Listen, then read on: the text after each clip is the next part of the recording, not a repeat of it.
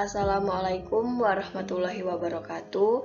Perkenalkan, nama saya Sinta Nurmala S. Martosono. Saya dari kelas akuntansi A. Pada video kali ini, saya akan memaparkan materi mengenai dasar perkembangan dan implementasi demokrasi dan wawasan Nusantara. Materi yang pertama mengenai dasar perkembangan dan implementasi demokrasi.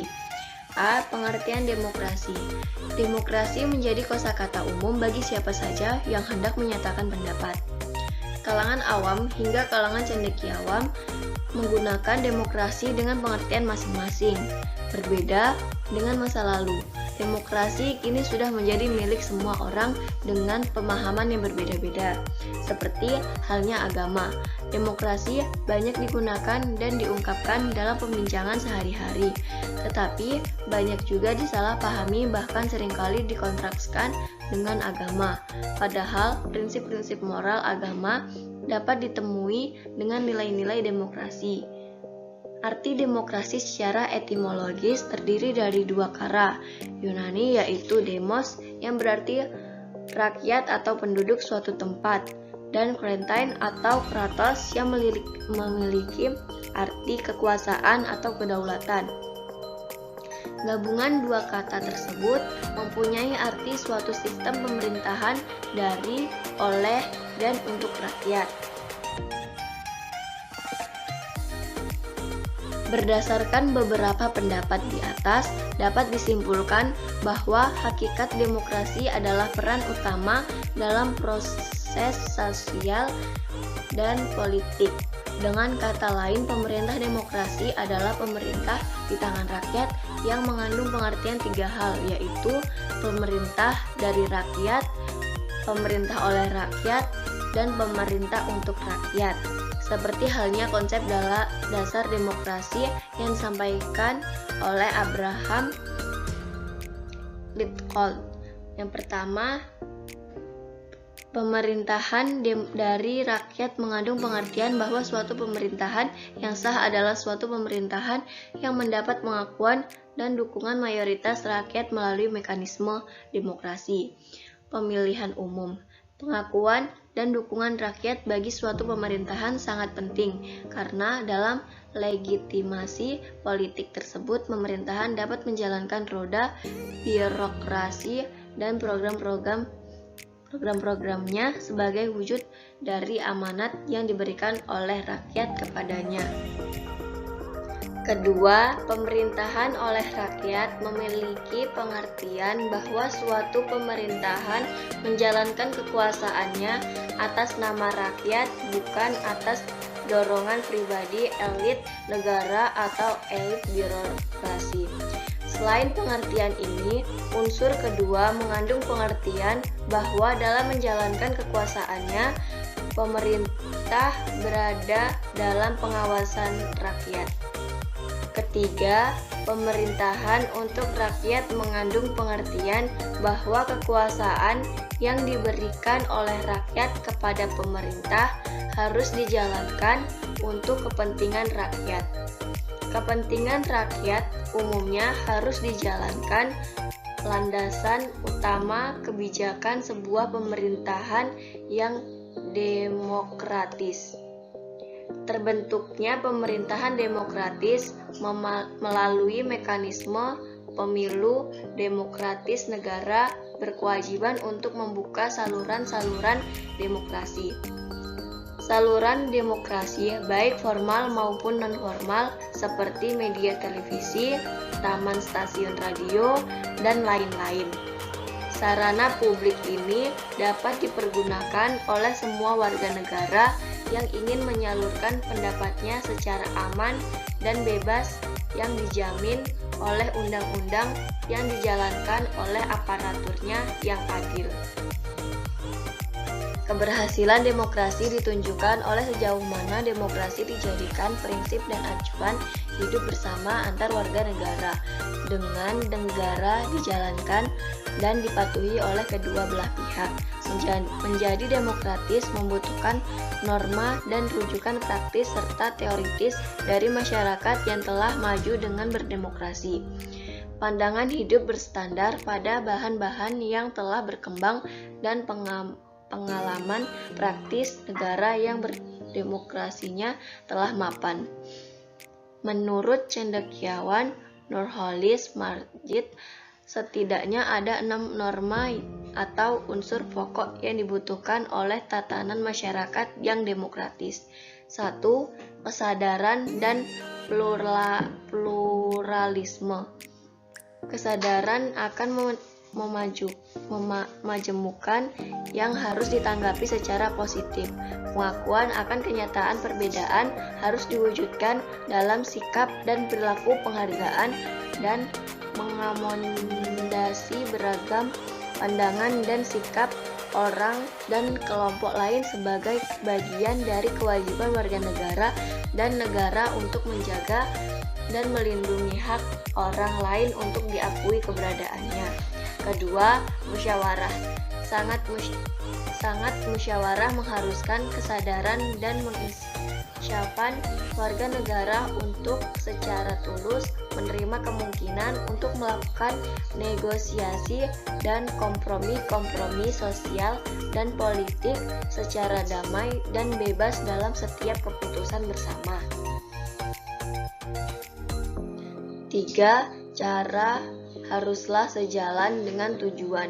Demokrasi pada hendaknya tidak hanya sebatas pelaksanaan prosedur demokrasi atau pemilu aturan mainnya, tetapi harus dilakukan secara santun dan beradab, yakni melalui proses demokrasi yang dilakukan tanpa paksa, tekanan, dan ancaman dari dan oleh siapapun, tetapi dilakukan secara sukarela, dialogis, dan saling menguntungkan. 4. Norma kejujuran dalam kemufakatan. Musyawarah yang demokrasi dituntut kejujuran untuk mencapai kesepakatan yang memberikan keuntungan bersama. 5. Kebebasan nurani, persamaan, hak dan kewajiban. Pengakuan akan kebebasan nurani, persamaan, hak dan kewajiban semua merupakan norma demokrasi yang harus diintegrasikan dengan sikap-sikap percaya pada iktikat baik orang lain dan kelompok lain. 6. Trial and error atau mencoba dan salah dalam berdemokrasi. Demokrasi bukanlah suatu hal yang sesuai setelah selesai karena merupakan proses yang tanpa henti. B. Bentuk-bentuk demokrasi. Bentuk-bentuk demokrasi dapat dikelompokkan menjadi beberapa bentuk sesuai dengan proses demokrasi tersebut dilaksanakan. Menurut Torres, demokrasi dapat dilihat dari 2 aspek, yaitu formal demokrasi dan substansif demokrasi. Formal demokrasi menunjukkan pada demokrasi dalam arti sistem pemerintahan. Suatu negara dapat menerapkan sistem presidensial dan parlementer. A. Sistem presidensial menekankan pentingnya pemilihan presiden secara langsung. Presiden yang terpilih mendapatkan mandat secara langsung dari rakyat. Presiden sebagai pemegang kekuasaan eksekutif sekaligus sebagai kepala negara. B. Sistem parlementer merupakan model yang menyatu antara kekuasaan eksekutif dan legislatif. Kepala negara berada pada saru orang perdana menteri, sedangkan kepala negara dapat berada pada ratu atau presiden. Suatu pemerintah dikatakan demokratis bila dalam mekanisme menyelenggarakan pelaksanaan prinsip-prinsip demokrasi. Prinsip dasar demokrasi adalah persamaan, kebebasan, dan pluralisme. Parameter sebagai ukuran apakah suatu negara atau pemerintahan bisa dikatakan demokratis atau sebaliknya dapat dilihat dari 3 aspek, yaitu 1. Pemilihan umum sebagai proses pembentukan pemerintah hingga pemilihan umum diyakini oleh orang banyak kalangan ahli demokrasi sebagai salah satu instrumen penting dalam proses penggantian pemerintah. 2. Susunan kekuasaan negara, yakni kekuasaan negara dijalankan secara distributif untuk menghindari penumpukan kekuasaan dalam suatu tanah atau suatu wilayah. 3. Kontrol rakyat, yaitu suatu relasi kekuasaan yang berjalan secara simetris, memiliki sambungan yang jelas, dan adanya mekanisme yang memungkinkan kontrol dan keseimbangan terhadap kekuasaan yang dijalankan eksekutif dan legislatif. C. Pelaksanaan demokrasi di Indonesia. Demokrasi sebagai suatu mekanisme dan cita-cita hidup berkelompok yang dalam Undang-Undang Dasar 1945 disebut kerakyatan. Keinginan orang-orang yang berkelompok tersebut ditentukan oleh pandangan hidup bangsa, falsafah hidup bangsa, dan ideologi bangsa yang bersangkutan. Demokrasi Indonesia adalah pemerintahan rakyat yang mendasarkan nilai-nilai falsafah Pancasila atau pemerintah dari, oleh, dan untuk rakyat berdasarkan nilai-nilai Pancasila yang berarti 1. Demokrasi atau pemerintah rakyat yang digunakan oleh pemerintah Indonesia adalah sistem pemerintahan rakyat yang dijiwai dan dituntun oleh nilai-nilai pandangan hidup bangsa Indonesia atau Pancasila. 2. Demokrasi Indonesia pada dasarnya adalah transformasi nilai-nilai falsafah Pancasila menjadi suatu bentuk dan sistem pemerintahan khas Pancasila.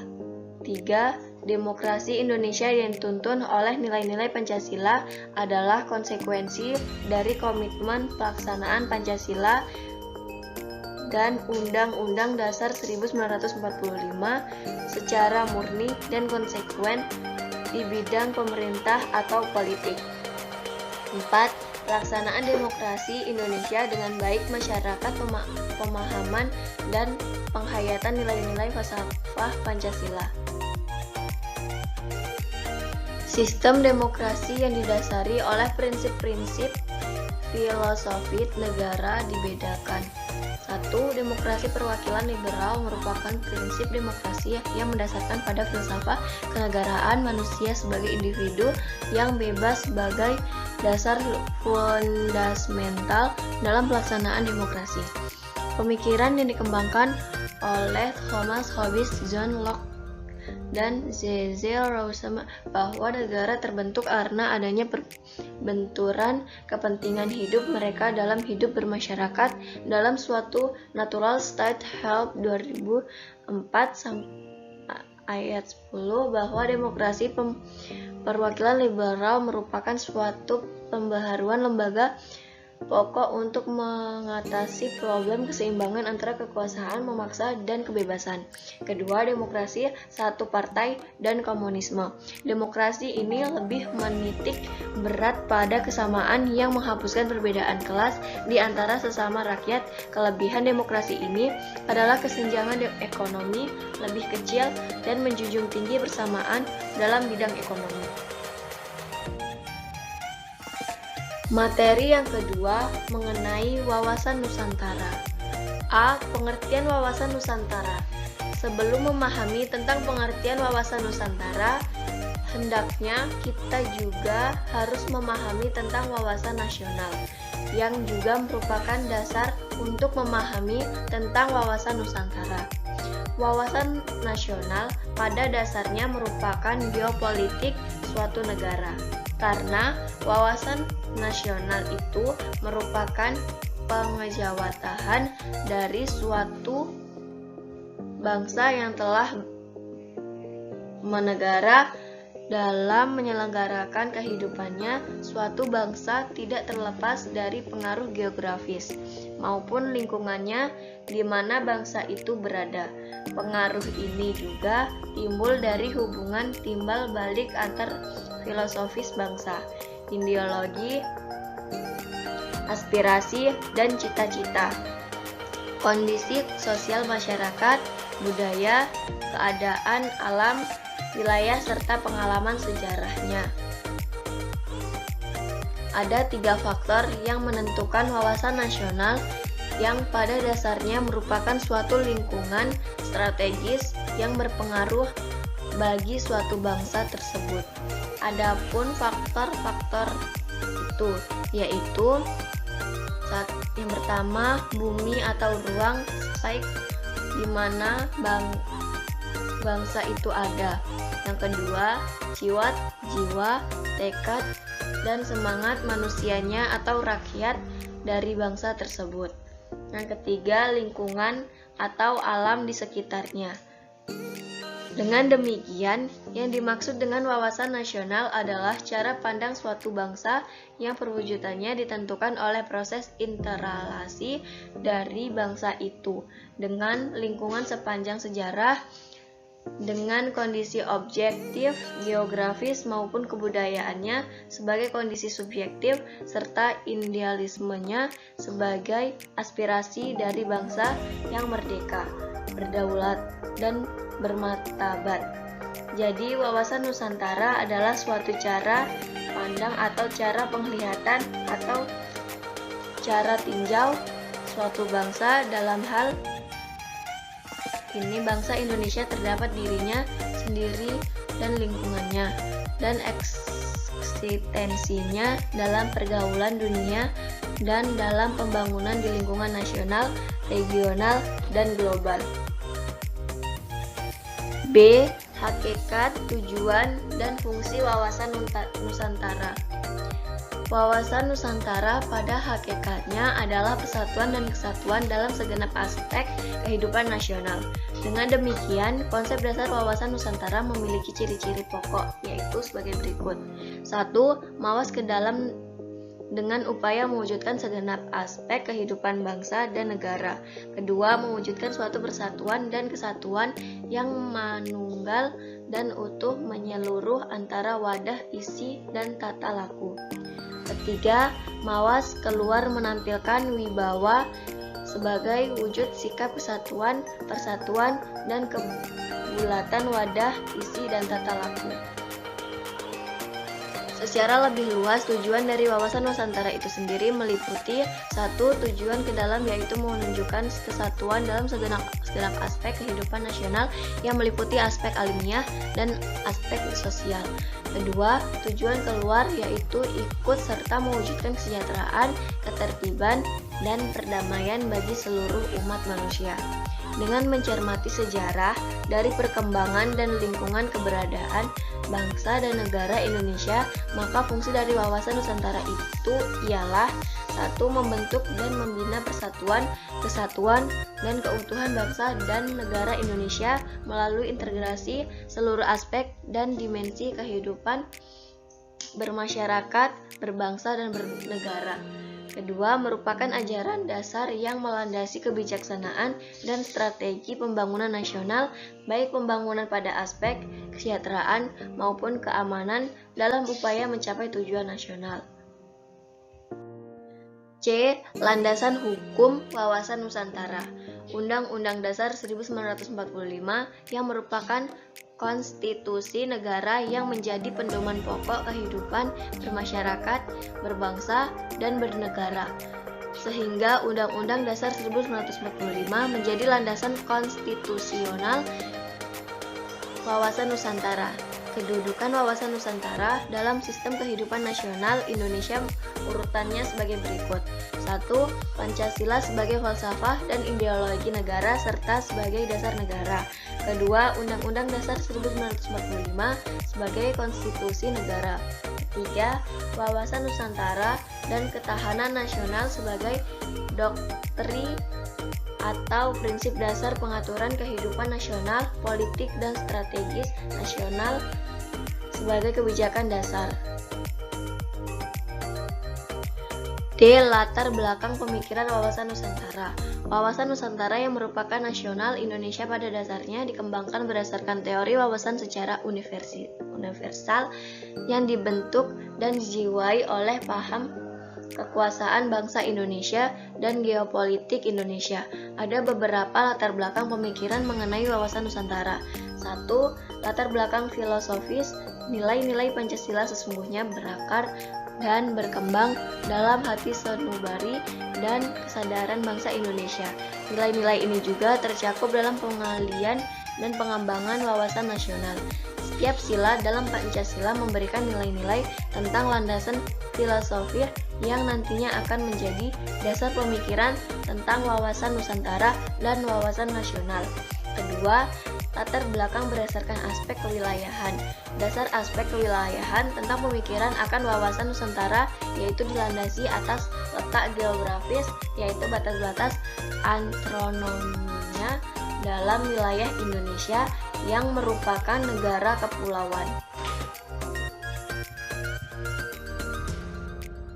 3. Latar belakang berdasarkan aspek sosial budaya. Masyarakat Indonesia sejak awal terbentuk dengan ciri-ciri kebudayaan yang sangat beragam dibandingkan dengan negara lain di dunia.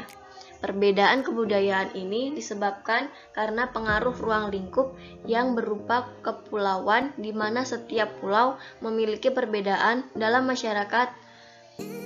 Selain itu, masyarakat di dalam pulau ini memiliki etnik dan ras berbeda walaupun tinggal dalam satu pulau. 4. Latar belakang berdasarkan aspek kesejahteraan historis. Perjuangan yang dilakukan oleh bangsa Indonesia sejak dulu dimulai dari zaman Hindu, Buddha hingga zaman penjajahan di mana rakyat Indonesia memiliki keinginan untuk hidup secara harmonis tanpa harus adanya peperangan baik itu secara intern dan juga ekstern. Keinginan ini juga didasarkan pada saat bangsa Eropa yang ingin menjajah Indonesia, sehingga nantinya akan menimbulkan rasa kebangsaan dan dibentuknya berbagai wadah dan lembaga atau organisasi guna mencapai kehidupan yang merdeka. F. Faktor-faktor yang mempengaruhi wawasan Nusantara wilayah. A. Aspek kepulauan. Menurut pengertian, dalam asas ini laut yang dalam wilayah kepulauan suatu negara dipahami sebagai suatu kesatuan wilayah yang tidak terpisah dalam daratan atau pulau. B. Kepulauan Indonesia. Kepulauan Indonesia dipahami sebagai suatu bentuk kewilayahan yang terdiri dari banyaknya pulau-pulau yang disatukan atau dalam suatu kesatuan Republik Indonesia. C. Konsepsi wilayah lautan. Sesuai dengan hukum lautan internasional, sehingga garis besar Indonesia sebagai negara kepulauan memiliki laut teritorial, perairan pedalaman, zona ekonomi eksklusif, dan landas kontinen. Baiklah, sekian pemaparan dari saya. Mohon maaf jika ada salah-salah kata dari pemaparan ini. Wassalamualaikum warahmatullahi wabarakatuh.